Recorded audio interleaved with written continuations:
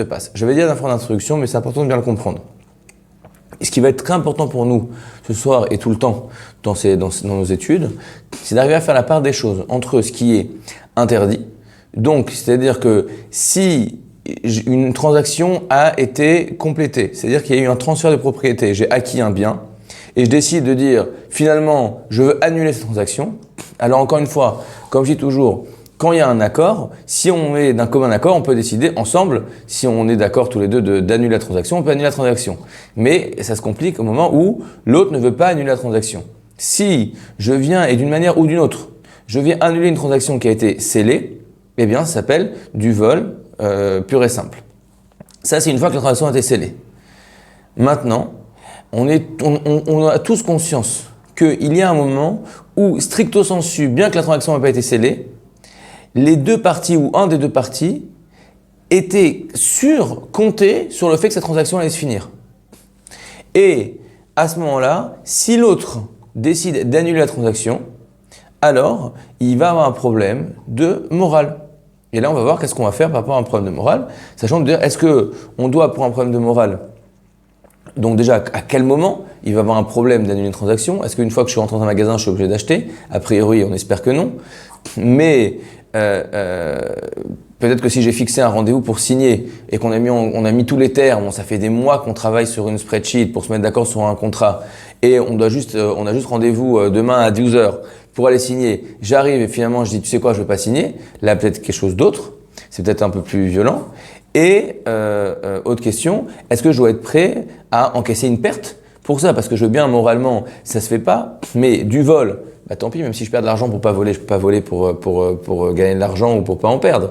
Mais si c'est qu'une question morale, est-ce que la raison de l'annulation va rentrer en compte ou pas pour savoir est-ce qu'on a le droit d'annuler et quels sont les recours de la personne lésée dans l'affaire qui va dire mais attends, moi à cause de toi, j'ai perdu de l'argent, j'aurais pu vendre à quelqu'un d'autre, etc., etc. Alors, il y a deux grands sujets. Aujourd'hui, on va en traiter un et on fera un autre cours sur l'autre. Il y a un engagement dans un acte d'acquisition et il y a un engagement sur une relation employeur-employé. D'accord? De dire par exemple, viens demain à 14h pour prendre des photos de mon mariage.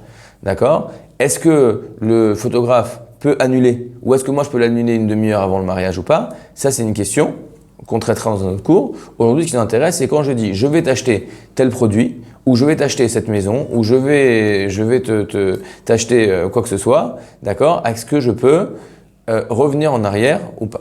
Alors on avait vu la dernière fois dans la Gemara, dans Bava Metzia, que c'est une discussion mais a priori ça sortait comme ça que d'abord Rabbi Yochanan, c'est comme ça l'halakha que la Torah nous dit que comment est-ce qu'on acquiert un objet, ce qu'on appelle des métaltélim, donc un objet un mobilier, d'accord, qui se déplace, donc pour exclure le cas d'un terrain ou d'un appartement. Comment est-ce qu'on acquiert un objet, on l'acquiert d'après la Torah en donnant de l'argent. C'est-à-dire que l'objet est encore posé sur la table ou encore posé chez le vendeur. À l'instant où je lui ai donné l'argent, eh bien, l'objet m'appartient. D'accord? Une fois qu'on s'est mis d'accord sur un prix et que je donne avec l'intention qu'en lui donnant cet argent, j'acquiers l'objet, j'ai acquis l'objet d'après la Torah. Sauf que les sages sont venus et ont dit la chose suivante, que ça ouvre un grand problème. On ne veut pas se retrouver dans une situation dans laquelle un objet qui m'appartient se trouve encore chez le vendeur. Pourquoi? Parce que si l'objet est chez le vendeur, si à ce moment-là il y a un dégât des eaux, ou s'il y a un feu, ou s'il y a un voleur, eh bien vu que le vendeur c'est pas son objet et que de toute façon l'argent est dans sa poche et que s'il se le fait voler, en fait c'est l'acheteur qui est perdant vu que la transaction est déjà finie, eh bien le vendeur ne va faire aucun effort pour sauver l'objet parce qu'il dit au fond, de toute façon, ça me fait ni chaud ni froid. Alors que si, nous disent les sages, si on change les règles pour dire que l'objet n'est acquis par l'acheteur qu'à partir du moment où l'acheteur va prendre possession physiquement de l'objet, eh bien, tant que l'objet, même si le vendeur a déjà récupéré l'argent, tant que l'objet est encore chez lui, c'est lui qui est encore propriétaire de l'objet, il a juste reçu de l'argent en avance, mais c'est encore son objet. Et s'il y a un dégât des eaux, eh ben c'est tant pis pour lui, parce que la transaction n'a pas été finie. Et dans ce cas-là, il devra rendre l'argent à l'acheteur. Donc les sages sont venus et ont fait une xéra. Ça c'est aussi un point qui est très important de comprendre ça. Lorsqu'on parle des dîners mamonot, des règles du business, des règles financières, la Torah va nous proposer des règles, mais elle va donner dans quasiment tout le droit aux sages ou aux gens de se mettre d'accord sur d'autres règles. D'accord? De la même manière que s'il y a des gens ici qui font de la finance, on peut faire des produits dérivés, on peut faire des contrats financiers qui dépendent de plein de choses. Je peux me mettre d'accord sur tout et n'importe quoi. Je peux dire que si maintenant je cligne des yeux 3 fois de suite, alors vous me devez chacun 200 euros. Si vous êtes d'accord, on se met d'accord, on fait un contrat. A priori, on peut faire un contrat comme ça. On va avoir éventuellement des limites, mais dans l'idée, on peut se mettre d'accord sur tout. Soit nous on se met d'accord, soit les sages vont dire on va créer des règles pour le business, pour le bien de la société, pour que la société et l'économie puissent tourner. Donc, les sages sont venus et ont changé les règles. On dit, non, on ne va pas acquérir un objet par le fait de donner de l'argent, on va acquérir un objet par le fait de d'en prendre possession. C'est-à-dire que si je donnais l'argent, mais je n'ai pas pris possession, c'est pas encore à moi. Et si j'en ai pris possession avec l'intention de l'acquérir, même si j'ai pas encore donné l'argent, il est déjà à moi. Et évidemment, je dois l'argent au vendeur, mais l'objet est déjà à moi. Et s'il arrive quelque chose d'un objet, ça n'empêche que je devrais le donner au vendeur. D'accord? Un exemple de ça, je sais pas si ça vous est déjà arrivé, vous êtes au supermarché, d'accord? Et vous avez acheté, je sais pas, une bouteille de vin par exemple, vous sortez du supermarché, elle vous glisse des mains, elle se casse par terre. Alors on dit c'est ballot, je viens juste de l'acheter. Mais vous pouvez pas retourner au supermarché et dire écoutez, vous comprenez, votre bouteille de vin s'est cassée. Il dit monsieur, la bouteille de vin, une fois que vous l'avez pris, vous l'avez mis dans votre sac, eh bien c'est votre bouteille de vin et je suis désolé pour vous, mais c'est vous tout simplement qui avez votre bouteille de vin cassée et nous on n'a rien à voir là-dedans. Donc les sages ont fait ça pour venir protéger la loi du marché en se disant que si je savais que le vendeur allait faire attention à mes objets et ne peut pas venir annuler la vente au contraire et qu'en fait moi je peux annuler la vente si finalement il arrive un problème à l'objet, alors je sais qu'il va prendre bien soin de mon objet et ça va aider les gens à faire du commerce.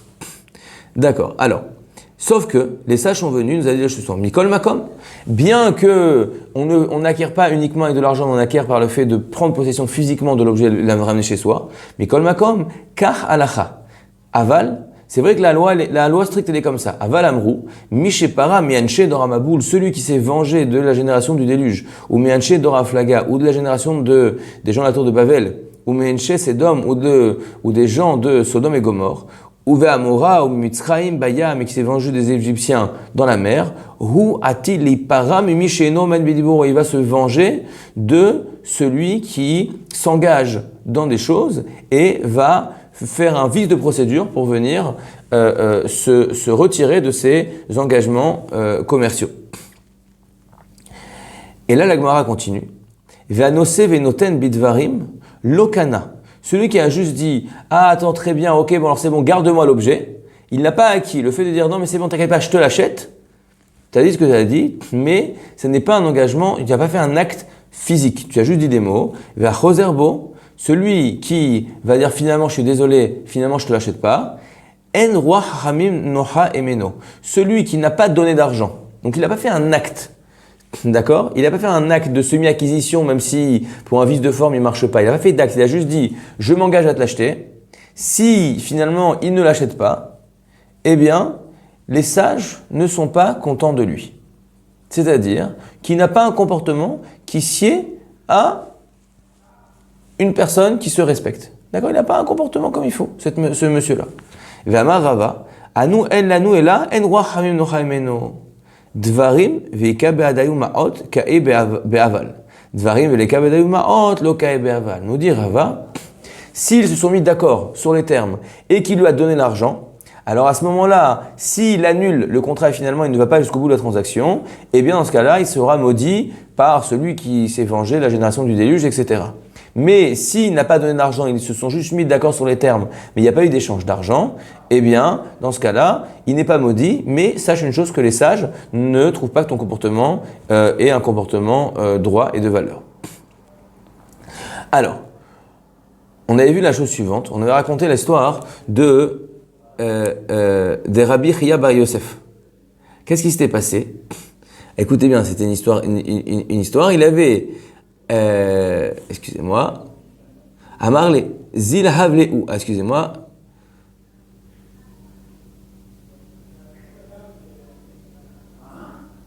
Excusez-moi. Amamina, là, des Rabbi Chaya bar Yosef, Yahavu les Zouzé, Amelcha, les Sof Aiker. Qu'est-ce qu'il avait fait? Il vendait, lui, il vendait du sel. Il vendait du sel. Et on lui a donné l'argent pour acheter ce sel. On lui a donné l'argent. Donc il a vendu, il a fait une pré-vente du sel. Le sel est encore chez lui. On a dit, écoute, regarde, voilà, je te donne déjà une partie de l'argent et je viendrai demain récupérer mon sel et te donner éventuellement de l'argent qui reste. Entre-temps, qu'est-ce qui se passe? Le sel, il y a eu une crise, la guerre du Golfe du sel, d'accord? Et le prix du sel a augmenté. Et donc maintenant, il est embêté, il dit, attends, mais c'est bête. Maintenant, j'ai chez moi du sel qui vaut 10 000 et je vais récupérer 1000 pour donner ce sel. Qu'est-ce qu'il avait envie de faire?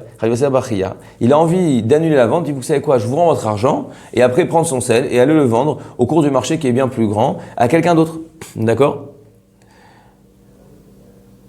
Ata lekame de Rabbi Yochanan, était voir Rabbi Yochanan. Amarle zil havleu. Il a dit, Rabbi Yochanan, il a son rave, il lui a dit, va et donne-leur le sel. C'est-à-dire que Rabbi Chaya bar Yosef était hésitant de savoir s'il était en mesure d'annuler la transaction parce qu'il avait une bonne raison de le faire. D'accord? C'est pas parce qu'il était un méchant ou finalement qu'il a changé d'avis ou finalement il a voulu leur faire un sale coup. Lui, au début, il était intéressé par la transaction, sauf que maintenant, les faits sont qu'il n'est plus intéressé à la transaction. Donc il se dit, attends quoi, je vais obliger maintenant d'aller faire une transaction qui fait pas sens pour moi financièrement, qui en fait est pour moi une perte, parce que je pourrais le vendre beaucoup plus cher ce sel. Il va son Rav et Rabbi Yochanan lui dit, oui, tu es obligé d'aller au terme de la transaction parce que tu as reçu l'argent. Alors c'est-à-dire quoi tu es obligé? Il dit, Ata lekame de Rabbi Yochanan, marzil zil havleu. Zil c'est va, havleu, donne-leur. Ve'ilo, si tu veux pas leur donner, tu as l'option de pas leur donner. D'accord? Sache que tu n'es pas obligé au niveau de la loi stricte, mais Kabil alecha mishepara. Et si tu ne veux pas leur donner, tu dois prendre sur toi d'être maudit par la malédiction, de dire que celui qui s'est vengé des gens pas droits de la génération du déluge et de Sodome et Gomorrhe, eh bien il se vengera de toi aussi parce que tu ne tiens pas parole. Ok? Alors la Gemara pose la question. Elle dit, je comprends pas. Comment ça se fait, quoi? Rabbi Chaya bar Yosef, il savait pas que Mishepara, il savait pas que c'était pas bien de revenir sur son engagement. C'est un peu bizarre, c'était un Rav, il s'appelle Rabbi, la Gemara l'appelle Rabbi, donc t'imagines bien, c'est quelqu'un qui a priori quelqu'un de droit. Alors la Gemara elle dit non, l'histoire était un petit peu plus compliquée que ça. Et Ravon hu dehaivele, il n'avait pas reçu tout le prix, toute la valeur du sel. Il avait reçu ce qu'on appelle en hébreu dme mikdama. En français, il avait reçu une avance, un acompte. Alors quoi? Qu'est-ce que ça change? Hu savar kenegdo hu kone. Rabbi Yochanan kenegdo kulo hu kone. Donc je reprends. Rabbi Yosef bar Chaya voulait vendre, disons, 10 kilos de sel. D'accord? Et les acheteurs lui ont dit, voilà, je te paye un acompte pour que on fait la transaction entre nous, je te donne un acompte de 1 kg de sel. Je te paye maintenant 1 kg de sel, je te laisse tout chez toi. Et demain, je te donnerai de quoi payer les 9 autres kilos de sel, et je prendrai les 10 kilos avec moi. Entre-temps, il y a eu un changement de prix. Et Rabbi Chaya bar Yosef, la question qu'il est venu poser à son Rav, à Rabbi Yochanan, il lui a dit, est-ce que l'argent que j'ai reçu comme acompte, est-ce que ça m'engage que sur la valeur de l'acompte? C'est-à-dire que le 1 kg de sel, je ne reviendrai pas en arrière parce que je ne veux pas être maudit de Mishepara? Ou bien, sous-entendu, que j'ai accepté d'être payé pour 1 kilo comme un début de paiement pour l'ensemble des 10 kilos. Et donc, c'est comme si j'avais déjà reçu l'argent pour les 10 kilos. Et donc, je ne peux même pas dire, je te donne 1 kilo, les 9 kilos, je les garde, j'annule la transaction sur les autres. Et la réponse de Rabbi Yochanan, lorsque tu reçois un acompte, cela t'engage sur l'ensemble de la transaction. Et si tu veux annuler la transaction, d'ailleurs, même si les acheteurs, si maintenant le prix allait dans l'autre sens, là on dit le prix a monté, mais si le prix est baissé, c'est que les acheteurs, ils auraient voulu maintenant dire, tu sais quoi, laisse tomber, je te prends que le kilo que j'ai déjà payé, et les 9 kilos, maintenant je vais les acheter à un prix plus bas à côté. D'accord? Donc là, on pourrait comprendre qu'ils aient envie de faire ça. D'accord? Réponse de Rabbi Yochanan, non, une fois que tu as donné un acompte, tu t'es engagé moralement sur l'ensemble de la transaction. D'accord? On avait vu plus bas dans la Gemara, je vais remettre, on avait dit comme ça, Umaï Shana Karka. Umaï en quoi? Shana c'est différent, Karka, un terrain. Des Bechaspa Kanele Mamash. Kanele les Kula. On a dit une chose, que pour ce qui est d'un terrain, un terrain, la façon, a priori, on va voir que dans les faits aujourd'hui, quand on achète un terrain, on écrit un contrat, on doit l'inscrire au cadastre, etc. Quand on achète une maison, d'accord, comme c'est un bien immobilier. Mais d'après la Torah, simple fait de donner l'argent dans un terrain est une acquisition totale. Pourquoi? Parce que je rappelle que la raison pour laquelle on avait changé le mode d'acquisition d'un objet, c'était parce qu'on veut qu'il y ait un transfert physique de l'objet dans la propriété de l'acheteur. Mais un terrain, le terrain, il est où il est. Quand j'achète une maison, la maison, elle reste où elle est. Je ne vais pas la prendre pour l'amener chez moi. D'accord? Donc, à l'instant où j'ai donné l'argent, la maison a été achetée. Et donc, s'il y a une discussion pour l'acompte ce que je vous ai sauté la Gemara, qu'il y a une discussion pour savoir est-ce que l'acompte sur un objet mobile, est-ce que ça m'engage sur toute la transaction? Ce qui est sûr, c'est que pour ce qui est, nous dit la Gemara, pour ce qui est de l'acquisition d'un bien immobilier, donc un terrain, un appartement ou quoi que ce soit, comme ça, eh bien, à l'instant où j'ai donné même 1 centime, ce centime m'a déjà fait acquérir tout le champ. Et donc, c'est comme ça, c'est même pas que je prends a priori Mishépara. D'accord? Alors, excuse-moi. Les coulés. Metal télé. Des locanele, la kiboulé, Mishépara, locanele, coulé. Alors, elle dit comme ça, la Gemara, elle dit non. Pour ce qui est d'un bien immobilier, lorsque j'ai donné 1 euro, c'est pas juste que je me suis engagé moralement sur l'ensemble de la transaction. J'ai acquis le terrain. C'est-à-dire que si j'ai donné 1 euro et après il y a, je sais pas, une catastrophe naturelle qui va détruire la maison, ou il y a un dégât des eaux dans la maison, eh bien je peux plus dire maintenant au vendeur, eh ben tu dois réparer les dégâts parce que moi tu m'as vendu une maison en bon état et la maison que tu me livres, elle n'est pas en bon état. Non, le vendeur dit, vu que tu m'as déjà donné 1 euro, c'est pas ma maison, c'est ta maison. Moi je t'ai livré la maison, à l'instant où tu m'as donné 1 euro, elle est déjà passée dans ta propriété, elle était bien, et après c'est toi qui as eu pas de chance, comme le monsieur qui est sorti du magasin qui a sa bouteille de vin qui est tombée, c'est ta maison qui a eu un dégât des eaux et moi j'ai plus rien à faire là-dedans. Donc, la Gemara dit, donc dans le cas d'un bien immobilier, dès que je donne 1 euro, alors la transaction est fermée. Comme ça nous propose la Gemara. Mais autre avis, on a vu l'avis de Rabbi Yochanan qui disait que dans un bien mobilier, alors un acompte m'engage sur toute la transaction. Il dit non, dans un bien mobilier, si je donne un acompte, ça ne m'engage que sur la valeur de l'acompte. Donc, on a une marloquette ici dans la Gemara de savoir si j'ai versé un acompte, est-ce que maintenant je suis obligé de finir toute la transaction ou alors si j'annule, je peux techniquement annuler mais je suis maudit. Ou bien, est-ce que je dois juste faire la transaction pour le montant de l'acompte? Et si j'annule même ce montant-là, alors là je suis maudit, mais si je fais ce montant de l'acompte, eh bien, je ne prendrai aucune malédiction. D'accord? Dernière chose de la Gemara, d'accord? On a dit on revient sur ce qu'on avait dit de Rava, que si j'ai donné l'argent, eh bien, si j'ai donné l'argent, eh bien, il y a un problème de Mishépara, il y a un problème de malédiction. Mais si on s'est juste mis d'accord sur les termes, mais il n'y a pas eu d'échange d'argent, eh bien, dans ce cas-là, il n'y a pas de malédiction, il y a juste ce qu'on appelle Yesh Ba'em Mishum Mechosre Amana, que celui qui fait cela est une personne qui n'est pas une personne digne de confiance. Ok. Alors, maintenant qu'on avait vu ça, il y a une discussion que je vous fais rapidement dans Shulchan Aruch de savoir c'est quoi cette histoire Mishépara, on le maudit. Ça veut dire quoi? C'est psychologique, il va avoir peur. Qu'est-ce que ça change? D'accord? Est-ce que c'est quelque chose qui est juste vis-à-vis d'Hachem ou nous on va faire quelque chose de concret? Écoutez bien ce que ramène le tour dans Choshen Mishpat au chapitre 207. C'est quoi? Donc il dit quoi? Tsaer lekabel alav mishépara. Qu'une personne qui a donné l'argent, eh bien, Même, on dit, regarde ce qu'il dit, Afalpi shemaot enam konot, kol achozer baem, ben amocher ben alokeach, lo asa maase Israël, ve'tzer lekabel alav mishepara.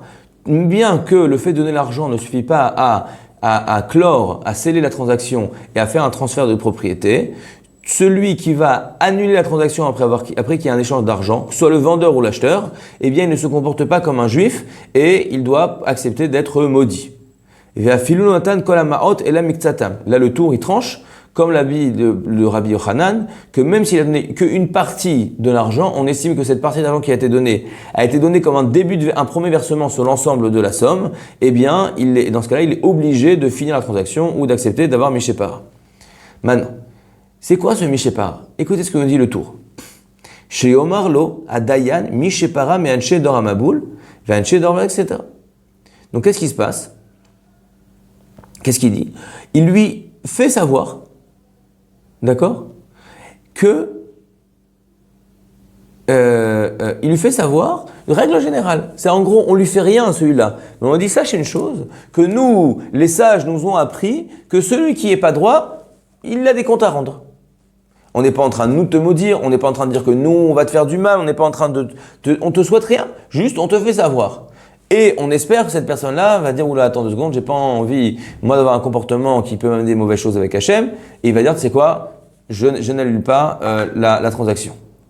Les Kata va donner avis à Roche, donc le Roche, un des grands Rishonim, des décisionnaires du Moyen-Âge. Yiresh Dayan Omerlo Mishepara, ou Yifra Mimcha, Imencha Omed Bidiburcha. Il dit pas une règle générale, oui, tu sais, sois au courant, je te donne une information. Il dit non.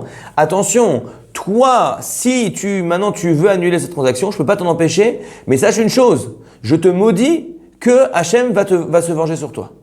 C'est-à-dire que d'après le Roche, donc on a un avis qui nous dit que on lui fait savoir, l'autre non, on lui dit proactivement de dire attention, si tu fais pas ça, nous on peut rien te faire, mais on demande à Hachem que Hachem il te règle ton compte. D'accord? Ok, donc, le Bet Yosef, c'est Rabbi Yosef Karo qui a après écrit le Shulchan Aruch, d'accord, il explique la même chose qu'on a dit, que le marche il lui dit, donc d'après le Roche, c'est toi qui vas être maudit. Aval Rambam, lo katav lenochach. Et là où il fera mimi chez Nomed Bidivro. Mais Maïmonide, le Rambam, d'accord, il lui dit non, c'est pas qu'il lui dit tu vas être maudit, il lui fait savoir qu'on est maudit. Écoutez ce que dit le Darkei Moshe. Le Darkei Moshe, c'est l'équivalent du Bet Yosef sur le Réma. Alors je vous fais comme ça, un petit peu comme ça, on a un petit peu on fait un peu d'ordre. Là sur cette page, vous avez beaucoup d'histoire. Vous avez le pivot de l'histoire de la halakha dans cette petite page. D'accord? On a l'époque, un jour on doit faire un cours juste pour expliquer comment ça marche la loi orale, c'est quoi la Gemara, c'est quoi la Mishnah, on fera peut-être un cours là-dessus si vous me demandez. Quoi qu'il en soit, on a plein d'avis dans la Gemara. Pendant toute la période du Moyen-Âge, on a les périodes des commentaires qui s'appellent les Rishonim. Les Rishonim viennent expliquer la Gemara et chacun va donner son avis sur, d'après lui, comment est-ce qu'il faut comprendre la Gemara et comment est-ce qu'il pense que la Gemara tranche. Donc notamment, comme on le voit ici, le Rosh il pense comme ça, le Rambam il pense comme ça, etc. Il y a un Rav qui s'appelle le Tour, qui est le fils du Rosh, qui a pris tous ces décisionnaires et qui les a organisés pour que tu puisses facilement voir la halakha ou voir ce que les décisionnaires ont dit sur différents sujets. Là-dessus, il y a 2 grands commentaires qui ont été écrits. Un par un monsieur qui s'appelle Rabbi Yosef Karo, qui s'appelle le Bet Yosef, où lui il va prendre chaque point et il dit le Roche, le Tour, tu n'avais pas ramené tous les décisionnaires, moi je vais ramener tout ce qu'ils ont dit les décisionnaires et je vais bien l'organiser. Et on a dessus comme une sorte de glose, des petits rajouts, qui a été réécrit par un Rav qui s'appelait Rav Moshe Isserles, qui s'appelle le Darkei Moshe, où lui il va rajouter des petites choses. Alors après, je vais voir que parce que ces deux protagonistes, Rabbi Yosef Karo et Rabbi Moshe Isserles, sont importants dans la suite, parce qu'ils vont écrire 2 livres très importants pour nous dans la halakha.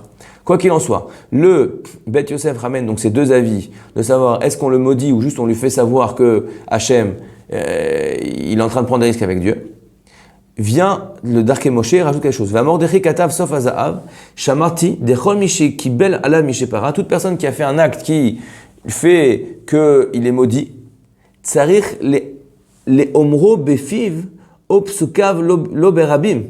Ve'esh omrim shaliar tzibur omed al amigdal ve'mer lo mishepara. C'est-à-dire que, c'est quoi qu'on le dit mishepara? C'est pas juste théorique. D'accord? C'est qu'on va aller à la synagogue devant tout le monde et le Shaliar Tzibur doit venir frapper sur l'estrade et dire devant tout le monde, sachez que ce monsieur-là, il est maudit, ce monsieur-là, il se comporte pas bien dans les affaires, ce monsieur-là, c'est quelqu'un qui s'engage et qui va pas jusqu'au bout. On lui met la pression parce qu'encore une fois, c'est vrai qu'on peut pas trouver un vice de forme, mais tu n'as pas un comportement de juif, comme dit le Rambam, tu ne comportes pas comme un Israël. Et donc, on va s'arranger pour que la communauté te fasse pression, pour qu'il n'y ait pas de comportement comme ça dans notre communauté, pour que les gens soient des gens honnêtes et tiennent leurs engagements dans la communauté. Alors, ok. Maintenant, donc, on avait dit, vous vous souvenez que donc le Tour avait dit qu'il avait tranché comme Rabbi Yochanan que pour ce qui est d'un objet mobilier, un objet, d'accord, le fait de donner un acompte engage sur l'ensemble de la valeur. Comme ça a dit le Tour. Là-dessus, qu'est-ce qui se passe pour ce qui est d'un bien mobilier, d'un terrain ou d'un appartement? Olenyan akone karka odvarim aniknim bekesef v'niach lo mashkom alehem. Qu'est-ce qui se passe si une personne a acheté donc un terrain, un bien immobilier, et a donné un gage sur cette transaction? Katouv bechidushe talmider Rashba, donc un autre sage du Moyen-Âge, beperek aniskar, shelo matzinu bekarkaot mishepara. Il dit, il n'y a pas, d'après le Rashba, il n'y a pas de concept de mishepara pour des terrains. Pourquoi? Parce que pour un terrain, l'acte d'acquisition est beaucoup plus clair et tranché. Pourquoi? Tu n'as pas donné l'argent, tu n'as pas donné un centime. Tu n'as pas acquis le terrain. Et donc, l'autre partie, c'est très important, sait très bien que ce deal n'est pas fermé. D'accord? On a, et on va en parler aujourd'hui comment on fait aujourd'hui, mais on connaît toute cette phrase du business, tant que c'est pas signé, c'est pas signé. D'accord? Il peut dire oui, on fait, etc. Tant que c'est pas signé, c'est pas signé. Donc, étant donné que pour un terrain, l'acte d'acquisition, il est très clair, c'est le moment où je te donne l'argent, eh bien, tant que j'ai pas reçu l'argent, je sais très bien que ça peut complètement capoter. Et donc, si tu te désengages de l'engagement, de toute façon, je l'ai jamais pris vraiment au sérieux ton engagement tant que j'ai pas reçu l'argent. Donc il dit, le concept de Mishepara n'a pas existé. Parce que soit tu l'as acquis, dans ce cas-là, si tu veux revenir en arrière, c'est du vol, ok? Et soit tu l'as pas acquis, et de toute façon, l'autre est très bien au courant que de toute façon, ça peut capoter d'un moment à l'autre. D'accord? Mais Katav Ramban, expliqué le Ramban, donc Nachmanin, un autre sage du Moyen-Âge, d'accord? Mishum de kinyan gamur shalem bekesef, vekevan de lerolam akinyan shelahem nigmar be'eze inyan sheye afalpi shetimsal ifamim shelo nigmar kevan de otivu mashkon ale o bemakom shekodvim mashtar shelo kana bekesef en moskrim oto bimeshepara. Étant donné que l'acte d'acquisition il est clair avec le fait de donner l'argent, ils n'ont pas créé ce concept de mishepara, bien que parfois, et là on va le voir tout de suite, comme nous aujourd'hui, qu'a priori, parfois il faut faire quelque chose de plus que de donner l'argent. Les sages n'ont pas ressenti le besoin de venir rajouter cette malédiction sur celui qui reviendrait sur sa parole, parce que de façon concrète, ça n'arrive pas très souvent.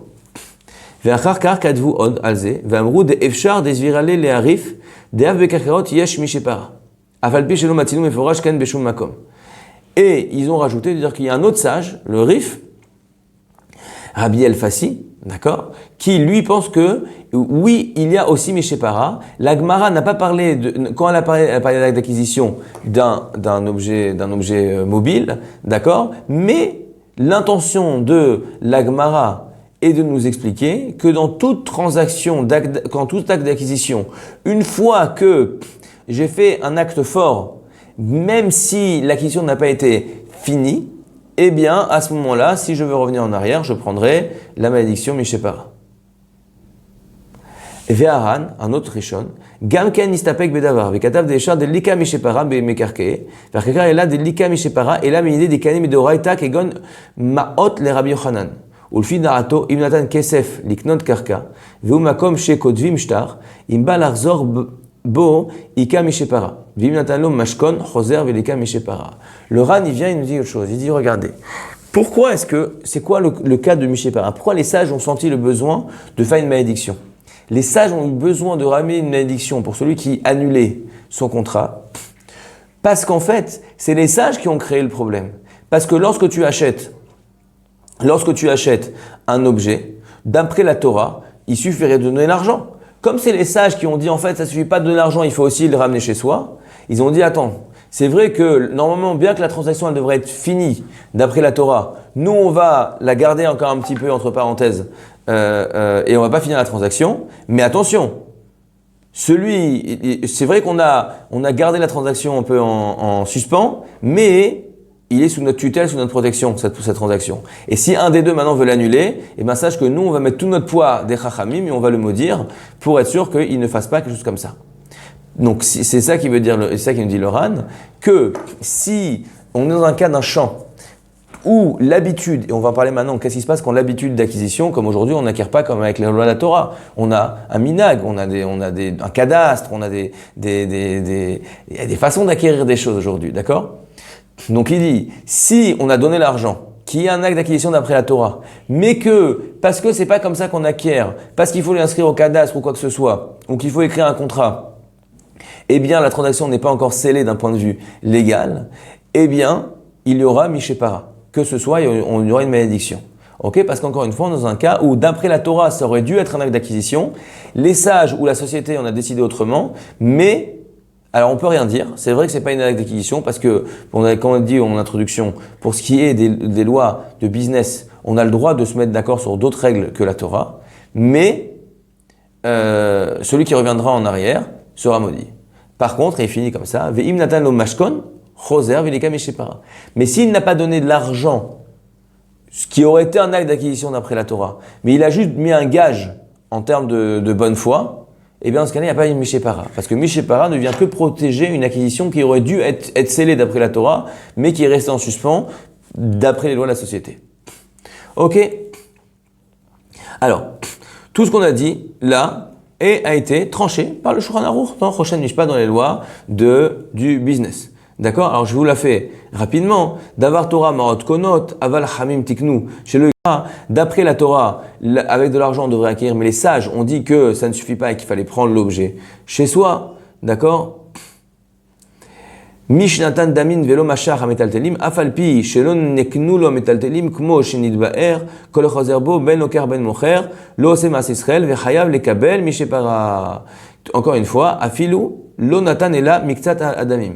Comme on a vu dans le Tour, comme on a vu dans la Gemara, que bien que celui qui n'a pas pris l'objet chez lui ne l'a pas encore acquis, à l'instant où il a donné l'argent, et même s'il a donné, nous dit le Shulchan Aruch, même s'il a donné une partie de l'argent, d'accord, eh bien il s'est engagé moralement sur l'ensemble de la transaction, et ou le vendeur ou l'acheteur veut annuler la transaction, eh bien, il doit prendre sur lui la malédiction de Mishépara. Oh. Nathan dame amekar venenas kodem sheikechenu ve'amarle tenli mekri. Alors, qu'est-ce qui se passe maintenant s'il lui a donné l'argent? Et entre-temps, qu'est-ce qui s'est passé? Il y a eu un feu qui a détruit l'objet. Donc, en gros, moi, je t'ai donné, je sais pas, 1000 shekels pour avoir un téléphone portable. Et avant que tu me l'amènes, il s'est cassé. Eh bien, dans ce cas-là, je lui ai dit, écoute, moi je t'ai 1000 shekels pour avoir un téléphone portable. Il n'y a pas de téléphone portable, rends-moi mon argent. Ah, mais quoi, tu veux annuler une transaction? Alors que tu as donné l'argent, tu dois être maudit de Mishépara. Il dit, je ne veux pas annuler la transaction. Moi, je veux la faire la transaction, mais c'est toi qui n'es pas en mesure de compléter la transaction parce que tu n'as pas de téléphone à me donner. Eh bien, dans ce cas-là, tu me rends mon argent. Et moi, évidemment, qui étais prêt à faire la transaction, je suis pas maudit parce que moi, j'ai rien fait de mal. C'est pas de ma faute si t'es cassé. Et même toi, tu n'es pas maudit parce que c'est pas que tu as voulu annuler la transaction, c'est que tu n'es pas en mesure d'aller au bout de la transaction. Donc là, on apprend et on rajoute le Shulchan Aruch, quelque chose qui est assez logique, de dire que si la transaction ne peut pas être menée à bien, parce qu'on n'est pas en mesure de mener en bien, eh bien, tout simplement, il n'y a pas de Mishépara, il n'y a pas de malédiction, parce que ce n'est pas un cas d'un mauvais comportement. C'est un cas parfois dans la vie, il se passe des choses. D'accord? Ketsa meka Mishépara, oreri moto bebedin. D'accord? Donc, là, le Shulchan Aruch, d'accord, vient et tranche la halacha que c'est pas juste qu'on lui fait savoir que ce qu'il a fait c'est pas bien, mais on le maudit devant le bedin, on vient et on le maudit. D'accord? Et le Réma, vous vous souvenez, tout à l'heure je vous avais montré, donc il y avait le Shulchan Aruch, ils sont où le Shulchan Aruch, excusez-moi, le Bet Yosef, pardon, il était où? Bon, il était là, non, je vous l'avais montré plus haut, bon, non, d'accord, bon, oui, le Bet Yosef et le Darkei Moshe. Donc le Bet Yosef, c'est après, avec ce qu'il a écrit dans le Bet Yosef, il va écrire le Shulchan Aruch. Et avec ce qu'il a été écrit dans le Darkei Moshe, il va écrire le Réma. Donc c'est ce qu'on revoit dans la halacha ici, le Shulchan Aruch. Et ici en plus petit, le Réma qui vient donner la halacha pour les Ashkenaz. Alors, d'accord, donc la chose suivante, le Réma rappelle ce qu'il avait dit. Il avait ramené la vie du Mordechai qu'on le maudissait en public pour que tout le monde soit au courant que ce monsieur-là n'a pas un bon comportement, et il le ramène dans le Réma. Le Shulchan Aruch n'en parle pas. Donc on aura une question d'après, concrètement, si quelqu'un fait ça, alors si c'est une communauté séfarade, on ne devra pas le dire en public. Si c'est une communauté ashkénaze, c'est possible qu'on puisse le dire en public. Alors, ok.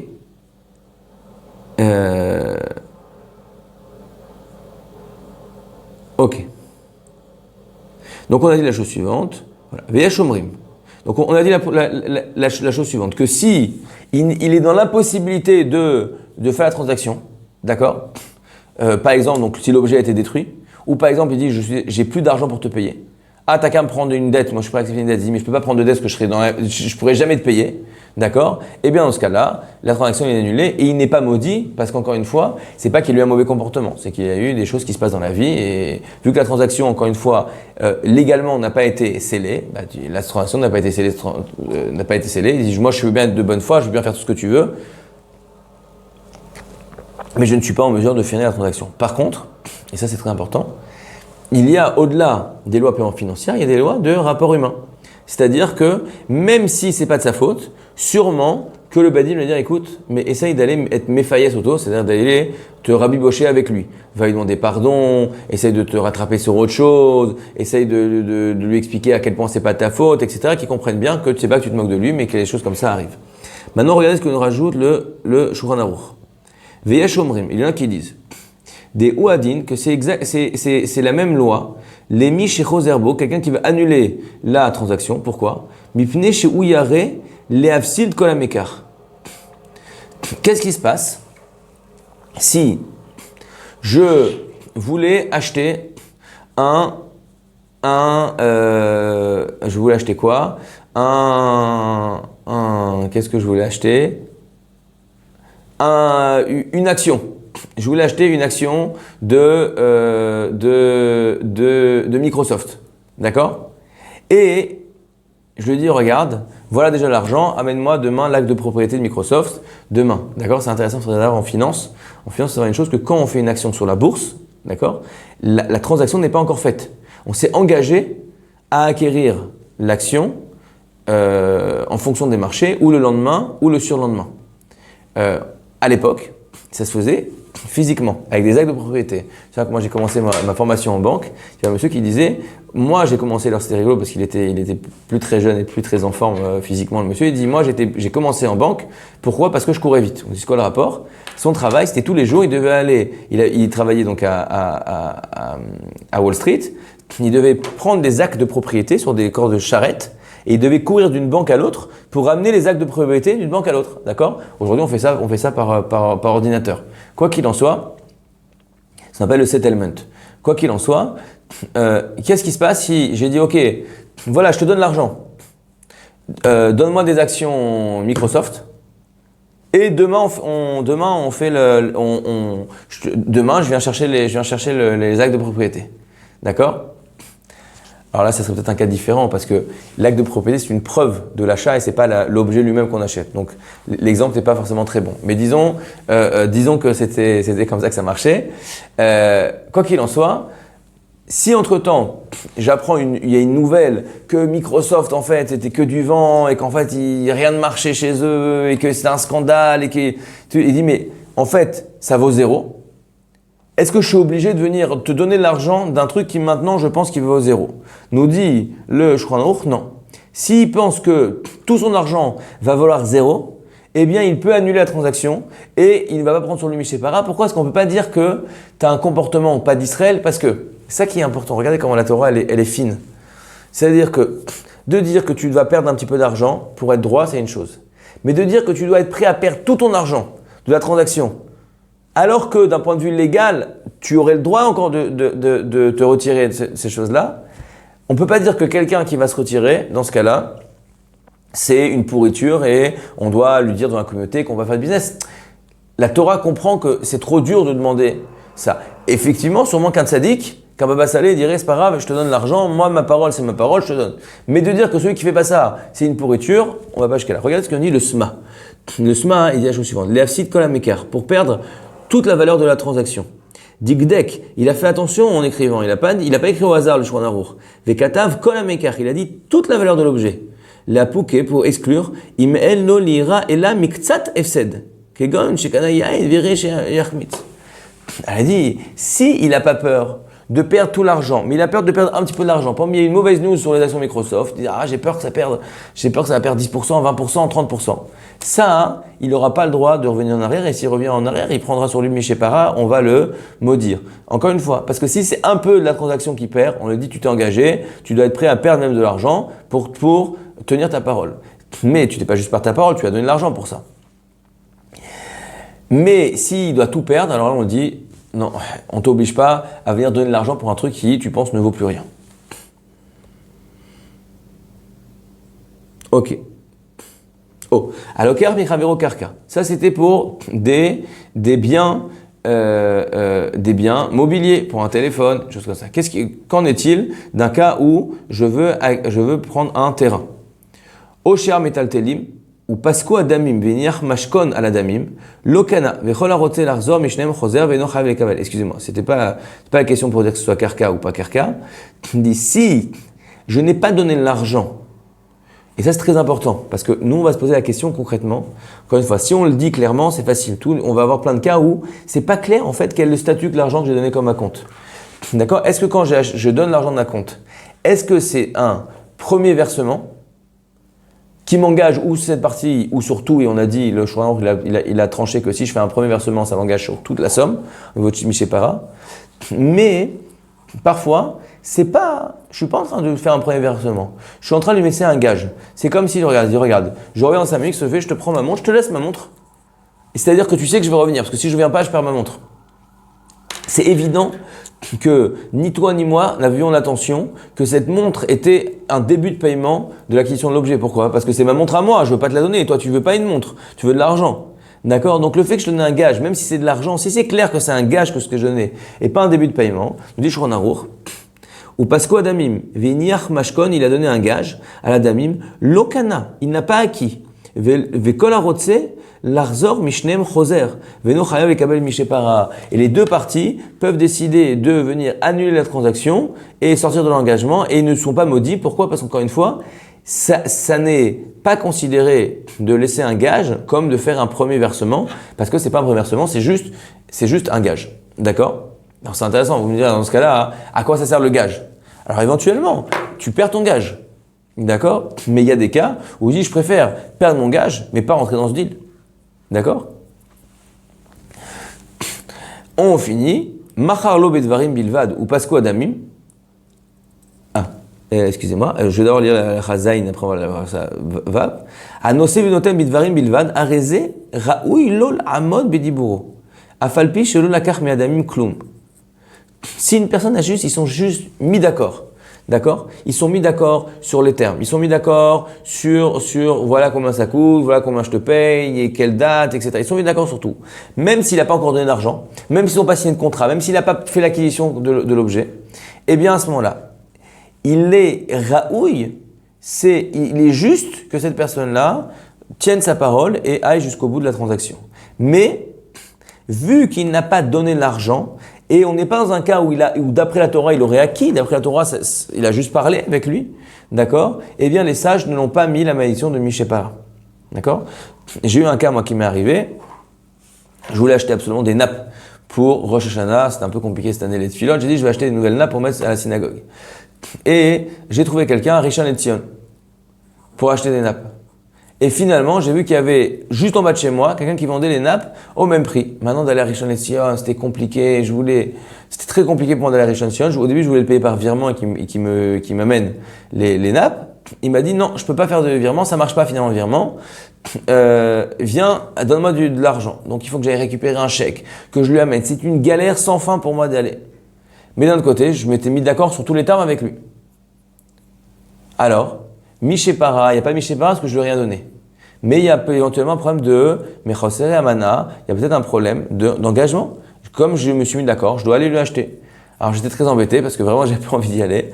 J'ai appelé le Beddin et le Beddin ils m'ont dit écoute, tu as une possibilité de dire qu'en fait, pour toi, quand tu l'as parlé, un des termes, une des conditions de ta volonté d'acheter, c'était que tu sois capable de payer par virement. Étant donné que tu n'es pas capable de payer par virement, tu t'es jamais engagé à aller là-bas pour aller lui donner contre vent et marée. D'accord? Donc dans ce cas-là, il pourrait dire que tu t'es pas engagé. Mais ça serait bien que tu y ailles. Donc j'ai dit, allez, j'ai pris les enfants, j'ai pris la voiture pour aller le acheter. Je l'appelle et je lui dis, dis-moi l'adresse pour venir te voir, etc. Il m'a dit, j'ai pas le temps de m'occuper de toi aujourd'hui. En gros, pour lui, c'était un petit achat alors que lui, il fournit les hôtels, etc. Ça l'intéressait pas. Et, en gros, je l'embêtais comme ça. Je lui dis, mais t'es sûr, tu veux pas? Il dit, non, non, non, non. Donc, j'ai pu aller acheter en bas de chez moi parce que de toute façon, lui, ça l'intéressait pas. Mais, quoi qu'il en soit, qu'est-ce qu'on apprend de là? Que de base, même si j'ai pas donné d'argent, j'ai un niveau d'engagement moral un petit peu du moment à partir duquel on s'est mis d'accord sur les termes. Tant qu'on s'est pas mis d'accord sur les termes, tu peux pas dire que l'autre s'attende à ce que je me sois engagé parce que de toute façon, on s'est même pas encore engagé sur quoi. Imaginez qu'on n'a pas encore fixé le prix. Même si je lui dis que j'adore ces produits, peut-être qu'il va me dire que les prix, ça va être trop cher et j'ai pas les moyens d'acheter. Donc, il se dit pas, bon, ça y est, c'est sûr, la vente est fermée. Et donc, dans ce cas-là, je peux annuler parce que on s'est jamais mis d'accord sur les termes. Je passe maintenant à la halakha d'avant. Et ça, c'est important. Machalo bedvarim dilvad. Ils ont juste parlé, ils n'ont pas échangé d'argent. Ou Pasco Adamim, ils sont mis d'accord sur les termes. Ils sont mis d'accord sur tous les termes, mais il n'y a pas eu d'échange d'argent. Veracham alokar, rochem alamekar. Kedeshielo siman yadua sheushelo. L'acheteur est venu et a mis une marque sur l'objet en disant, regarde cet objet-là, il est à moi. Il n'a rien donné, pas d'argent, mais il est venu, il a fait un acte physique, il a fait une marque sur cette chose-là. Afalpish lonatan meyadamim kloum, bien qu'il n'ait rien donné de l'argent, kol achoser bo achar sheracha mekabel mishepara. Bien qu'il n'ait pas donné d'argent, à l'instant où il a fait cette marque, évidemment que le vendeur était d'accord, parce que s'il est venu, il n'a rien demandé, il a fait une marque, ça vaut rien. Mais il était d'accord, il a dit, regarde, celui-là, il est à moi, c'est bon, regarde, je le marque, personne ne touche. Là, il y a eu quelque chose de très fort, de dire, mais attends, ça y est, on va bouger, j'ai fait une marque, c'est le mien celui-là. Si le vendeur ou l'acheteur décide d'annuler la transaction et de ne pas aller jusqu'au bout de l'acte, eh bien, dans ce cas-là, il y aura Mishépara. Écoutez bien, et ça c'est une chose très importante. Ve'im minhag amedina hu shekne haroshem kinan gamo. Et si l'habitude dans cet endroit ou dans cette profession est que le fait de faire une marque est un acte d'acquisition final. Nikne amekar, ve'nechad mem yachol lachzor bo, ve'chol ze sheveracham ifne amocher, etc. Donc, qu'est-ce qu'on apprend là? C'est très important que si nous sommes dans un endroit où on va considérer un acte, même qui n'est pas considéré par la Torah, mais on est d'accord que cet acte-là est un acte d'acquisition finale dans cette profession, ou dans ce pays, ou d'après les lois du pays, eh bien, cet acte, eh bien, même d'après les lois de la Torah, et on considérera qu'il y a une transaction qui est finale, et aucun des parties ne pourra venir annuler la transaction, Mishépara ou pas Mishépara. De toute façon, ça y est, la transaction est finie. D'accord? Un cas que peut-être que vous connaissez, c'est le cas des diamantaires. Les diamantaires, il n'y avait pas de contrat parce que bon, il n'y avait pas de contrat parce qu'ils voulaient pas forcément laisser de traces de tout ce qu'ils faisaient. D'accord? Qu'est-ce qu'ils faisaient? Ils arrivaient, ils se serraient la main. Quand ils se serrent la main, c'est connu chez les diamantaires, c'est un petit monde, ils se connaissent tous, c'est des familles, etc. Que une fois qu'on se serre la main, il n'y a pas, tu peux perdre des millions, des milliards, etc. Même si légalement, il n'y a pas de contrat, il n'y a pas de trace, il n'y a pas eu d'argent, tu t'es pas engagé, on sait très bien que se serrer la main, c'est fermer un contrat. Et bien dans ce cas-là, ça fera un acte d'acquisition total, même d'après les lois de la Torah.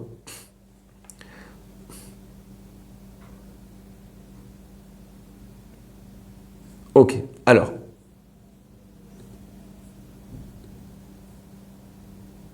Centre Eric, voilà. Alors. Euh,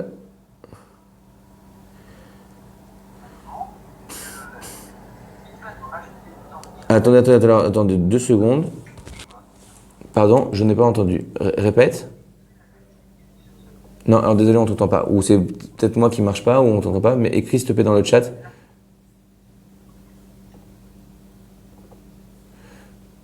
Ok, alors. En fait, il ne me parle pas. Ok. Alors, on continue. Alors, ok. Qu'est-ce qui se passe dans un cas où l'habitude du pays va à l'encontre de cette xéra des sages? Je m'explique. D'après la Torah, on acquiert des objets avec de l'argent. Les sages ont dit non, mais il y a un problème là-dedans. C'est quoi? C'est que s'il y a un feu ou un dégât des eaux ou quoi que ce soit, ou un voleur, et que l'objet est encore chez le vendeur, alors le vendeur ne va pas faire d'effort pour le sauver parce que de toute façon la transaction est déjà finie. Alors on va laisser cette transaction en suspens. Qu'est-ce qui se passe? Qu'est-ce qui se passe si on est dans un pays? Je ne sais pas d'ailleurs, ce serait intéressant, je ne sais pas si un de vous est avocat. Si, d'après la loi de la France, la règle est que le fait de donner l'argent finit la transaction. D'accord? Donc les lois du pays, l'habitude des gens, dans tout le monde, c'est quoi? C'est que quand je donne l'argent, la transaction est finie. D'accord? Alors, qu'est-ce qui se passe? Parce que d'un côté, on avait dit que si par exemple il a fait un rochem, s'il a fait une marque, alors la transaction est finie, il y a eu un acte d'acquisition total. Et donc, bien que la Torah n'en avait pas parlé de ça, avec les sages n'en ont pas parlé, donc a priori le minag, l'habitude, à force de loi. Mais qu'est-ce qui se passe si l'habitude va à l'encontre de façon explicite de la xéra des sages? Je répète, les sages n'ont jamais rien dit de dire il faut surtout pas que si quelqu'un met une trace sur un objet, alors ça acquiert. Ils n'ont pas parlé de ça. Donc comme ils n'ont pas parlé de ça, on dit c'est l'habitude, ça marche. Mais les sages ont dit on ne veut pas que le fait de donner l'argent suffise pour acquérir. Et c'est malgré ça, c'est l'habitude du pays. Alors qu'est-ce que tu fais? Parce que d'un côté, tu devrais aller selon l'habitude, mais d'un autre côté, d'aller selon l'habitude, ça va annuler complètement une xéra des chachamim. Écoutez bien ce qu'il nous dit dans Mishpat Akinyan. Et même dans un endroit où on achète, on clôt la transaction, il y a vraiment un transfert de propriété par le fait de donner l'argent seulement.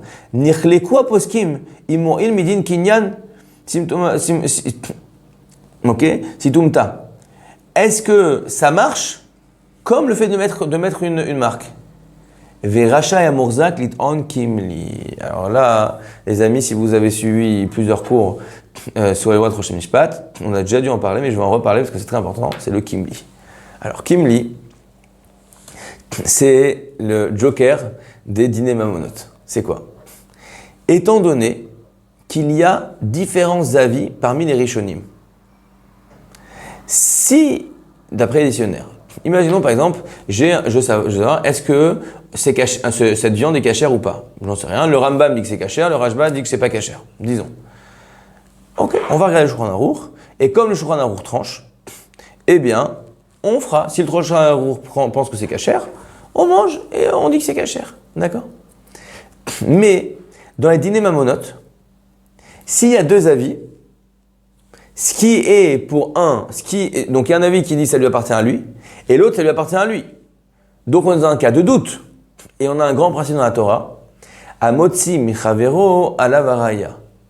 Dans un cas de doute, je ne peux pas changer le statu quo en venant avec ma carte doute. C'est-à-dire que si l'argent est dans ta poche, si je veux l'enlever de ta poche et la mettre dans la mienne, je suis obligé de venir avec quelque chose qui est du sûr. Et étant donné qu'il y a une discussion entre les décisionnaires de savoir si je peux te le prendre ou pas, eh bien, celui qui a l'argent dans la poche peut dire Kimli. Moi, je me tiens comme celui qui pense que l'argent il est à moi. Et donc toi, tu viens en essayant de te tenir sur l'autre. Mais donc, on a un doute de savoir comme qui est la lacha, et donc dans un cas de doute, tu ne pourras pas me prendre l'argent. Donc il dit Rachaya Murzak lit on kimli. Donc il nous dit Halakha le Maaseh, c'est un charon. Il dit la chose suivante, étant donné que nous n'avons pas tranché de savoir qu'en est-il de l'acquisition par un simple transfert d'argent, est-ce que même d'après nos lois, les lois juives, on va accepter ça comme la fin de l'acquisition parce que c'est le minag, ou bien, étant donné que ça va de façon ouverte contre la xéra des chachamim qui disent que si tu fais comme ça va amener des mauvaises choses, parce que après s'il y a un feu ou un dégât des eaux, il ne va pas sauver l'objet. Alors dans ce cas-là, on dit malgré que ce soit le minag Medina, les sages sont plus forts et repoussent le minag Medina, et donc d'après la loi de la Torah, ce minag n'aura pas d'emprise et donc la transaction ne sera pas finie seulement par le fait de payer. Étant donné qu'on n'a pas tranché la question, eh bien, tout va dépendre de où est l'argent. D'accord? En gros, aucun des deux parties ne pourra changer le statu quo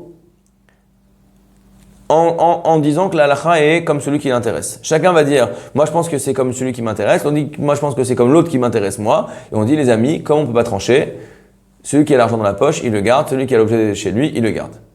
D'accord?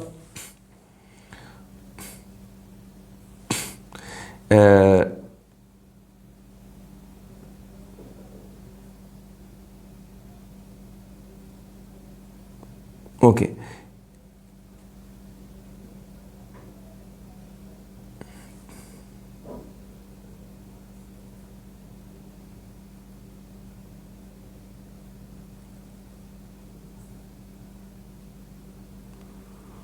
Ok.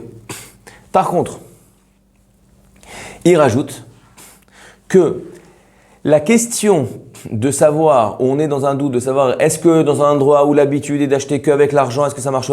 Écoutez bien, parce que a priori, ça correspond à pas mal de nos choses. Si je fais un achat sur Internet, à l'instant où j'ai mis mon numéro de carte bleue, a priori la transaction est finale.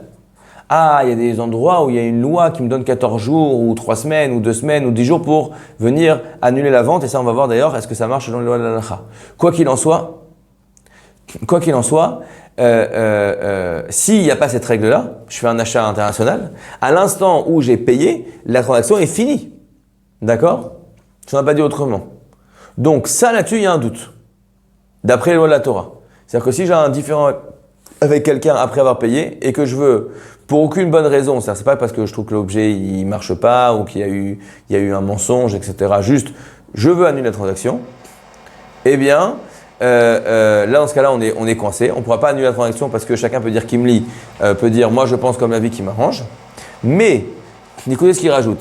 Il dit, dans un endroit où par contre, où l'habitude est de dire qu'il faut pour acquérir, il faut donner l'argent et faire autre chose. Par exemple, il faut donner l'argent et écrire j'ai acquis la chose là. Ou qu'on donne l'argent et qu'on écrit un contrat.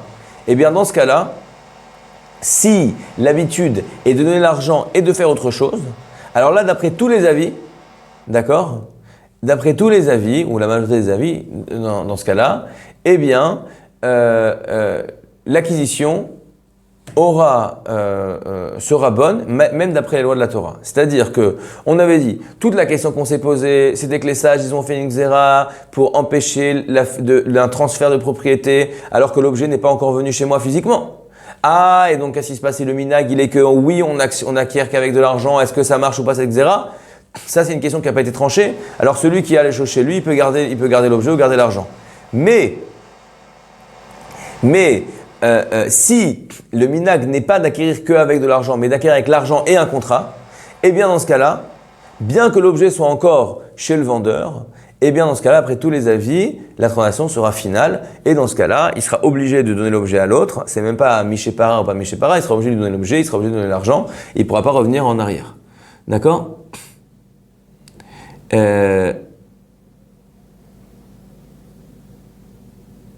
Ok. Alors, là, on va rentrer dans un autre cas qui est très important, c'est l'acquisition des... alors, juste pour dire, parce que déjà, au moment, pour ce qui est de cette loi, en Israël, il y a une loi qui était passée il y a quelques années, qui est assez récente, d'accord? Je suppose qu'il doit y avoir la même loi aussi en France, qui dit que lorsque j'achète un produit, j'ai le droit de me rétracter sous 14 jours.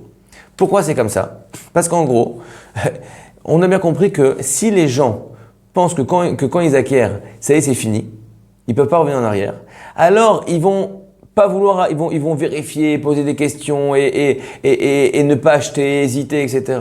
Donc le bien de l'économie, on veut que l'argent y tourne. On veut qu'il se passe des choses, on veut qu'il y ait des transactions. Même pour le bien des vendeurs. Donc au fond, de donner cette sûreté à l'acheteur, ça permet aux vendeurs de vendre. Pourquoi? Parce que c'est vrai que ça va faire que des vendeurs vont annuler des transactions, des acheteurs vont rendre des objets, mais ça va surtout faire qu'il y en a plein qui vont acheter et qui ne vont pas rendre des objets. D'accord? C'est comme les ventes sur Internet. Tous les sites de vente sur Internet proposent de dire vous avez X temps pour nous renvoyer l'objet gratuitement. Pourquoi ils le font? Ils sont bêtes? Non, ils sont pas bêtes.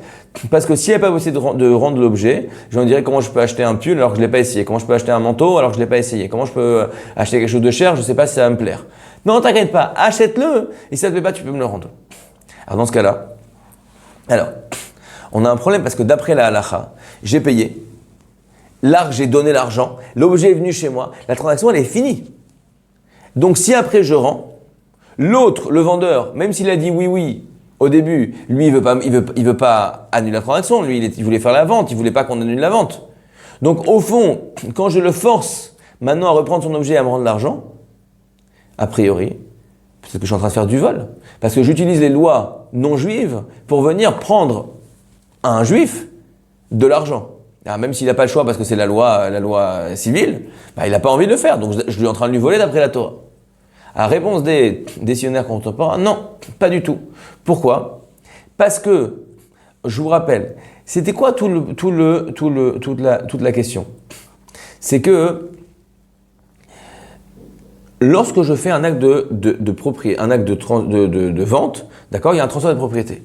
Mais je vous avais dit au début qu'on peut faire des contrats dérivés avec plein d'options et s'il se passe ça, comme on veut. On peut se mettre d'accord sur tout. Donc je peux te faire un contrat simplement de dire, voilà, cet objet est à toi à condition que tu ne me le rendes pas dans les 14 jours. Mais si tu me le rends dans les 14 jours, alors rétroactivement, on verra que l'objet n'a jamais été transféré de propriété. On peut faire ce qu'on veut.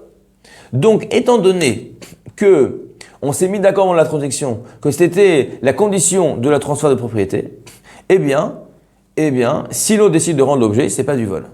Ah, me direz-vous, mais peut-être qu'il y a un problème de Miché Para. Parce que, alors c'est vrai que stricto sensu, il est rentré dans un cadre de la loi pour dire, ok, il y a une condition, je te le rends. Mais, c'est pas joli de venir, il a déjà donné l'argent, et comme il a déjà donné l'argent normalement, d'après la Torah, ça aurait dû acquérir, et donc comme ça aurait dû acquérir, eh bien, si un des deux veut annuler la transaction, il y a un problème de Miché Para, on va le maudire. Non, encore une fois. Parce que, c'est-à-dire quoi que d'après la Torah, il aurait acquis l'objet seulement s'il avait juste donné comme ça. Mais comme je vous ai dit, si d'après la Torah, il s'était mis d'accord dès le début que c'était altnaï, que ça dépendait de sa volonté de le garder, bien même d'après la Torah, il n'a jamais acquis l'objet. Et dans ce cas-là, même le vendeur, il sait très bien que l'objet peut être retourné et donc il n'y aura pas un problème de Némanout, il n'y aura même pas un problème de Chasser Amana et il aura le droit de rendre l'objet. D'accord? Et même a priori, c'est une question intéressante, quelle que soit la raison. D'accord?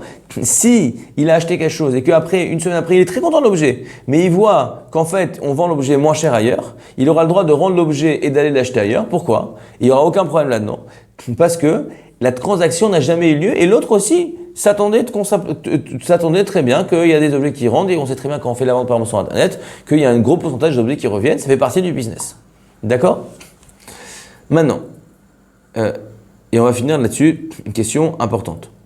Sur l'acquisition d'une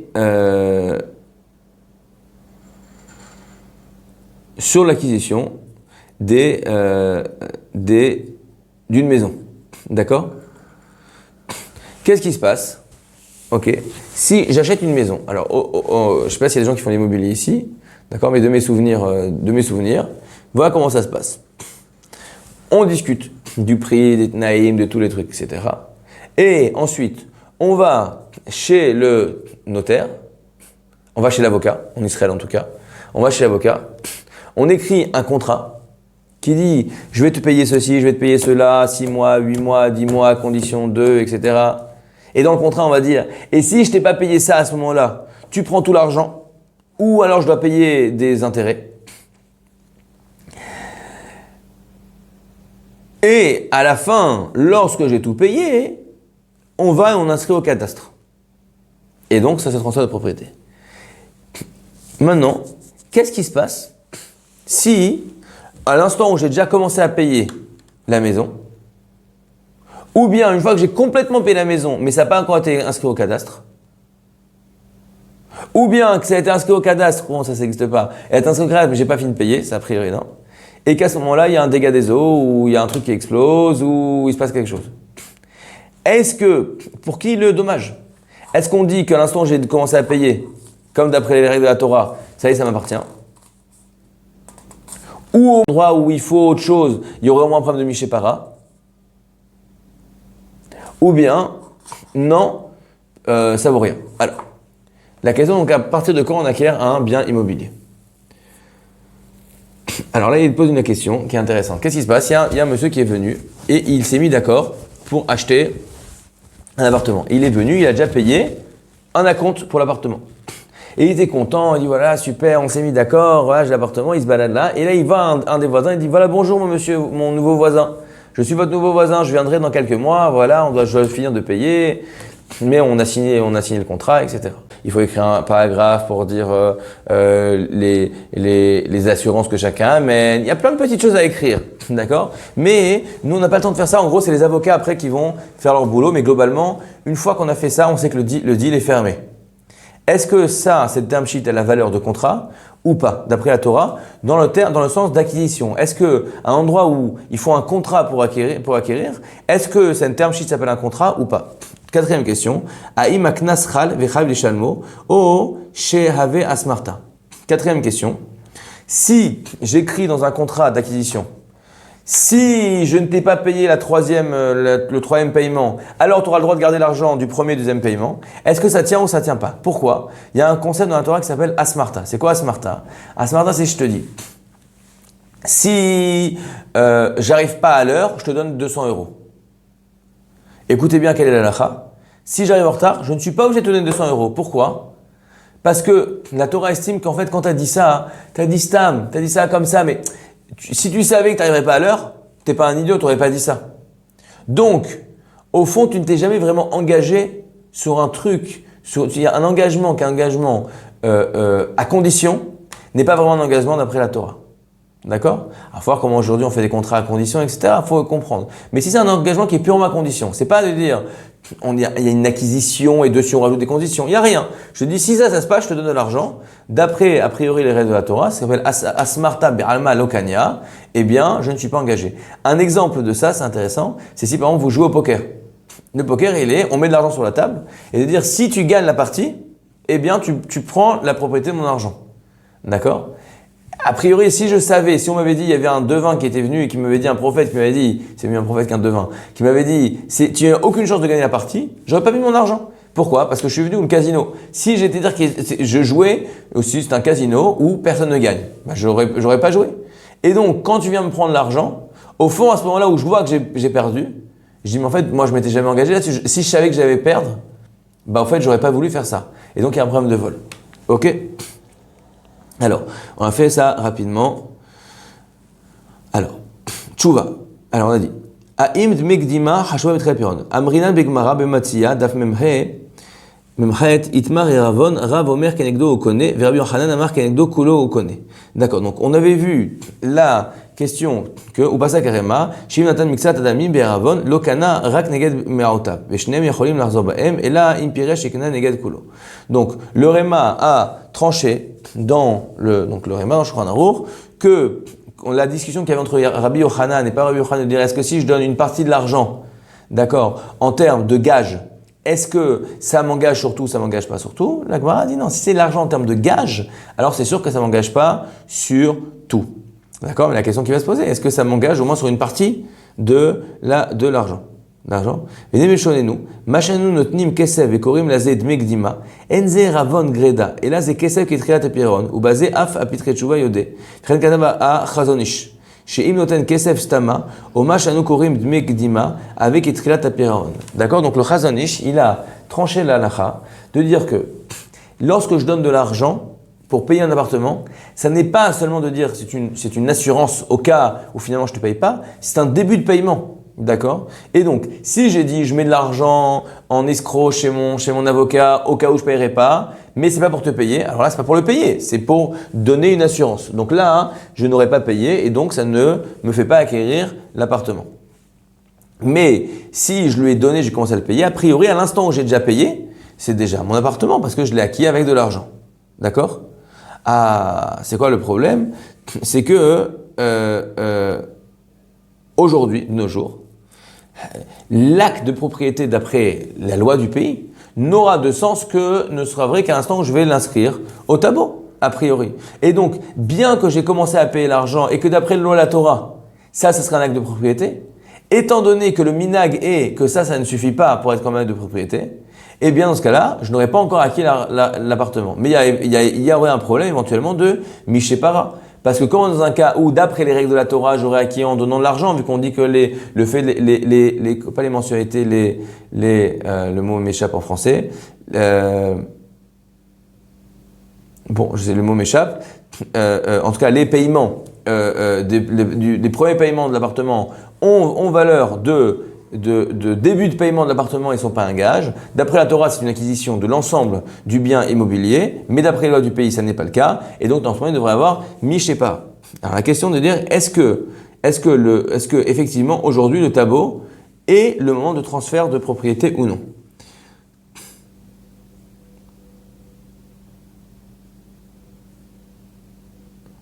Alors, il y a le shoot Torefed Rehem. Il dit comme ça, Torefed Rehem, il dit la chose suivante. Étant donné qu'aujourd'hui, on sait que l'acte d'acquisition n'aura lieu que au moment du tableau, donc lui, il pense que c'est vraiment le tableau a une valeur non pas de preuve de propriété, mais de transfert de propriété.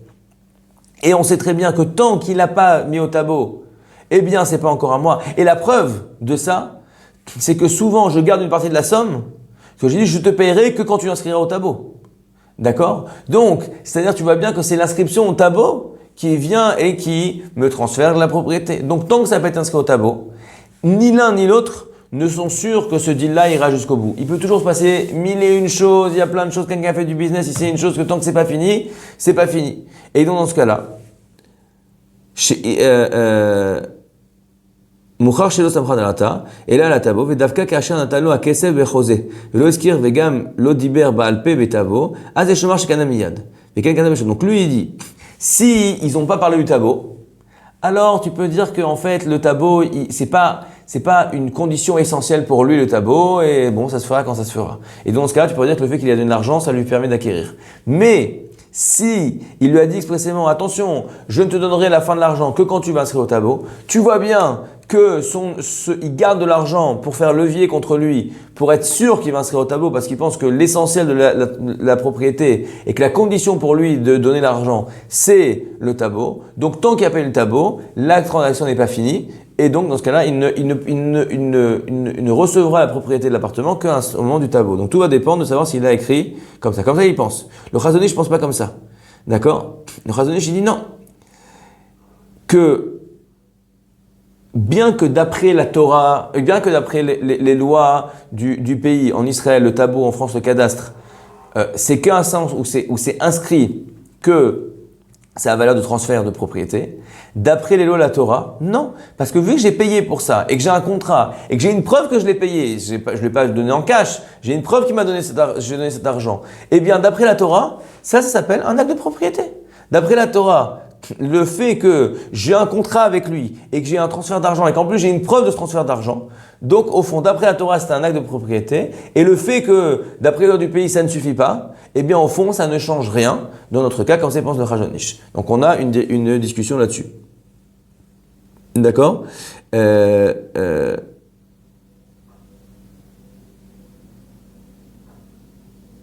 Ok.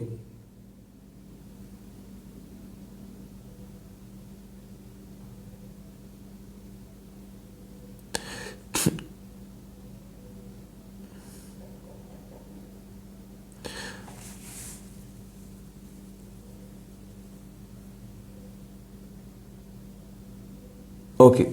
Et donc, dernière chose, ramène le Chazon Ish, que s'il a mis dans le contrat, c'est-à-dire je ne te donnerai les clés que à l'instant où tu auras rempli toutes tes obligations, c'est-à-dire tu m'auras payé ça et ça et ça et ça. Il est en train de prouver que, c'est pourquoi je te donne les clés, qu'il veut garder la propriété de l'objet et garder un pouvoir contre lui tant qu'il n'a pas reçu tout l'argent. Et bien dans ce cas-là, le transfert de propriété ne se fera qu'à l'instant où il aura reçu tout l'argent, il donnera les clés. Pourquoi? Parce qu'il a inscrit dans le contrat, il a bien dit que pour lui c'est une condition pour accepter à renoncer à sa propriété. C'est pas de dire on verra après. C'est une condition sine qua non, il n'est pas prêt à renoncer à lâcher la propriété sur l'objet, sur le bien, tant que il n'aura pas reçu toutes les conditions du contrat. Alors, on va s'arrêter là. Qu'est-ce qu'on apprend de cette chose-là? On apprend plusieurs choses. Déjà que, il y avait beaucoup d'autres choses à voir, mais Baruch Hashem, on a vu les grandes lignes. Que déjà, c'est très compliqué les questions d'acquisition, d'accord? Parce que il y a les lois de la Torah et la Torah a laissé aux gens le droit de s'arranger un peu comme ils veulent et notamment avec les lois du pays. Donc il faudra se poser la question dans chaque cas, est-ce que là on va aller selon les lois premières de la Torah ou est-ce qu'on va aller selon le minhag ou selon les lois du pays? Sachant que, ça c'est très important, que si on s'est mis de façon explicite d'accord sur des règles, ces règles auront force de loi pour nous. C'est-à-dire que si on dit on acquiert en se tapant dans les mains, eh bien c'est comme ça qu'on acquiert. Si on dit on acquiert qu'au moment où je serai arrivé au Chili, c'est qu'à l'instant où je pose le pied au Chili que j'acquiers l'objet. D'accord? Donc il faudra faire très attention à comment on rédige des contrats d'après la halacha pour être bien sûr que quand on acquiert, on a une acquisition qui est d'après la Torah et de bien comprendre à quel moment du deal, d'accord, il y a un transfert de propriété. Pourquoi? Parce que ça nous fait une question de savoir qu'est-ce qui se passe si un des deux s'arrête au milieu du deal. Parce que même s'il s'arrête au milieu du deal, c'est une chose. Est-ce qu'il doit prendre Mishépara ou pas prendre Mishépara? Mais c'est pas la même chose de dire prendre Mishépara ou d'être un voleur. Surtout qu'on a dit que si on a peur de perdre tout l'argent, eh bien il n'y a pas de problème de Mishépara. Et que si, j'ai pas écrit, mais d'ailleurs que si on a peur de perdre une partie de l'argent, eh bien d'après une partie des achoronim, si je n'ai pas donné l'argent, c'est-à-dire qu'on s'est juste mis d'accord sur le prix, on a dit dans ce cas-là, c'est pas droit de renoncer. Tu prends pas Mishépara, mais c'est pas droit d'annuler la transaction. Eh bien, ça c'est seulement si je n'ai aucune bonne raison d'annuler la transaction. Mais d'après certains acronymes, si j'ai une bonne raison d'annuler la transaction, par exemple que maintenant il faut que j'aille loin pour aller chercher la chose, ou que maintenant il y a un changement de prix et qu'en fait c'est pas intéressant pour moi de faire ce deal, ou j'ai plus besoin de l'objet, eh bien dans ce cas-là, j'aurai le droit. Donc il va bien falloir faire attention de savoir quand est-ce qu'on donne l'argent, quand est-ce qu'on donne pas l'argent, à quel moment il y a un transfert de propriété, quand est-ce qu'il n'y a pas de transfert de propriété, parce que il faut savoir encore une fois quels vont être les moyens de levier que je vais avoir dans une transaction pour savoir je peux obliger l'autre, je peux pas obliger l'autre à aller jusqu'au bout. Autre chose qu'on apprend, que au-delà de la loi stricte, d'accord, on a une obligation morale d'aller au bout de nos engagements. À tel point que on dit que si quelqu'un a fait un acte pour montrer à tel point que l'autre partie se dit ça y est, ce deal-là il est fermé, c'est bon, ça va, c'est comme s'il a déjà il allait dépenser l'argent quasiment du deal parce qu'il dit ce deal-là est fermé.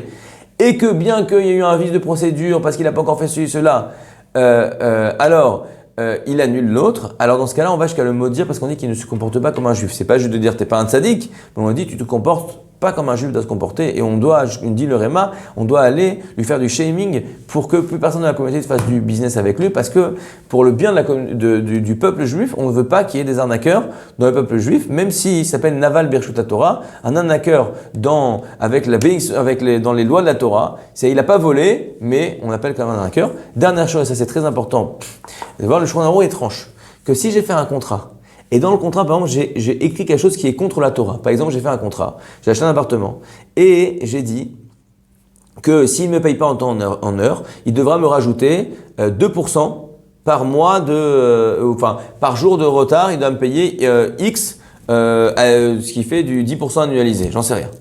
Ça s'appelle du rebit, ça s'appelle de l'intérêt. Et entre juifs, on n'a pas le droit de faire intérêt. Écoutez bien, si j'ai fait un contrat dans lequel j'ai dit que si tu as du retard, tu vas devoir me payer X par jour. Ça s'appelle exactement du rebit parce que cet argent, je devrais l'avoir et donc parce que comme je ne l'ai pas, dans ma poche, il est dans ta poche, tu dois me payer tous les jours en plus de me rendre mon argent. Donc ça s'appelle un prêt avec intérêt. Ça, c'est interdit de faire un prêt sans intérêt. Et donc cette clause va rendre caduque tout le contrat. Et dans ce cas-là, vu qu'il n'y a plus de contrat, il n'y a plus rien, eh bien on pourra même annuler toute la transaction d'un achat immobilier. Et il n'y aura même pas de problème de Mishépara parce que vu qu'il n'y a plus de contrat, parce que le contrat est caduc, il n'y a plus du tout de contrat. Et comme dans un bien immobilier, il faut, on a dit, l'argent et aussi un contrat, et bien dans ce cas-là, il n'y a pas eu les choses pour acquérir Birlal et donc il n'y aura même pas Mishépara. Donc il faut faire très attention quand on fait des contrats de le faire lire par quelqu'un qui s'y connaît en lacha pour être sûr qu'il n'y a pas de vice de forme. Parce qu'encore une fois, je le répète, si j'ai fait un contrat, écoutez bien, j'ai fait un contrat, dedans j'ai mis du rébit, j'ai mis un présent d'intérêt. Et l'autre va vouloir faire le malin, va dire, ah regarde, ce contrat-là, il marche pas d'après la Torah, donc maintenant je vais annuler le contrat. Et je dis, ah pas d'après la Torah, je vais te faire un procès en civil, et là-bas je vais gagner parce qu'eux ils s'en fichent, ce truc de rébit, ça va marcher. Et bien celui qui fait ça, c'est un voleur. Parce que d'après la Torah, l'autre avait le droit d'annuler la transaction. Moi j'ai été le forcer à faire une transaction, le forcer à me donner quelque chose qu'il voulait pas me donner en utilisant la force des tribunaux civils qui sont contre les lois de la Torah. Et dans ce cas-là, ça s'appelle du vol pur et dur. Tout ça pour vous dire qu'il faut faire attention lorsqu'on fait du business, de bien s'assurer qu'on fait les choses en accord avec les lois et l'esprit de la Torah. J'arrête juste l'enregistrement et je réponds aux questions. Remettez les micros si vous avez des questions.